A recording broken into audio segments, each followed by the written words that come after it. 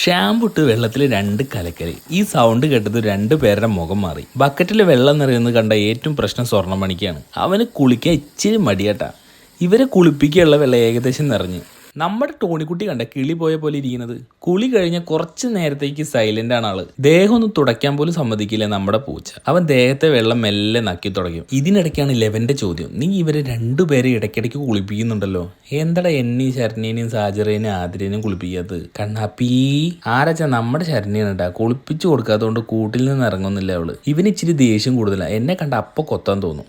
ചുണ്ട് കൂട്ടിപ്പിടിച്ചില്ല അടങ്ങി നിൽക്കില്ല. നമ്മുടെ ഫാത്തിമ കോഴിയും കുട്ടികളും വലിയ കുഴപ്പമില്ലാതെ ഹാപ്പിയായി പോകുന്നുണ്ട്. 10 കോഴിക്കുട്ടികൾ ഉണ്ടായിരുന്നു. ഇപ്പൊ ആകെ 7 കുട്ടികളെ ബാക്കിയുള്ളൂ. തീറ്റ തിന്ന് കൂടെ അപ്പടി അഴുക്കാണ്. ഇന്ന് അതൊന്നും എന്തായാലും റെഡിയാക്കണം. മഞ്ജു ലോബേഡ്സിനും കുഞ്ഞുങ്ങൾക്കും വയറ് നിറഞ്ഞാൽ പിന്നെ കുറച്ച് നേരത്തേക്ക് കുശലങ്ങനെ പറഞ്ഞിരിക്കണം. ഞാനേ കൂടെ ഒന്ന് വൃത്തിയാക്കുന്നുണ്ട്. തൂമ്പ പോലത്തെ ഒരു ആയുധം ഉണ്ട് കയ്യിലിപ്പോ.